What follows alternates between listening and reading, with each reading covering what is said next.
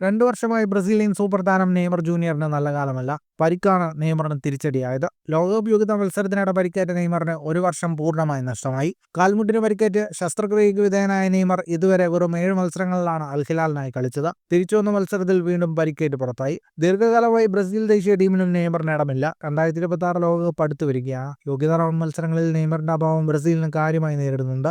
ഇതിനിടെ വലിയൊരു വെളിപ്പെടുത്തൽ നടത്തിയിരിക്കുകയാണ് നെയ്മർ. 2026 ലോകകപ്പിൽ കളിക്കുകയാണ് തന്റെ ലക്ഷ്യമെന്നാണ് നെയ്മർ പറഞ്ഞിരിക്കുന്നത്. RMC സ്പോർട്സിന് നൽകിയ അഭിമുഖത്തിലാണ് നെയ്മറുടെ വെളിപ്പെടുത്തൽ. ഞാൻ 3 ലോകകപ്പിൽ കളിച്ചിട്ടുണ്ട്. ഉറപ്പായും എനിക്ക് 4ാമത്തെ ലോകകപ്പിൽ കളിക്കണം. പരിക്ക് വലിയ വെല്ലുവിളികളാണ് എനിക്കുണ്ടാക്കുന്നത്. എങ്കിലും ഇതിനെയെല്ലാം മറികടക്കാനാവുമെന്ന ആത്മവിശ്വാസമുണ്ട്. അൽ ഹിലാലിന്റെ പരിശീലനത്തിലൂടെ കളിക്കളത്തിലേക്കും ബ്രസീൽ ദേശീയ ടീമിലേക്കും തിരിച്ചെത്താനാണ് ശ്രമിക്കുന്നത്. 2026 ലോകകപ്പിൽ കളിക്കുമെന്ന് തന്നെയാണ് ഉറച്ചു വിശ്വസിക്കുന്നതെന്ന് നെയ്മർ പറയുന്നു. ലോകകപ്പിൽ നെയ്മറിന് അത്ര നല്ല അനുഭവങ്ങളല്ല ഇതുവരെയുള്ളത്.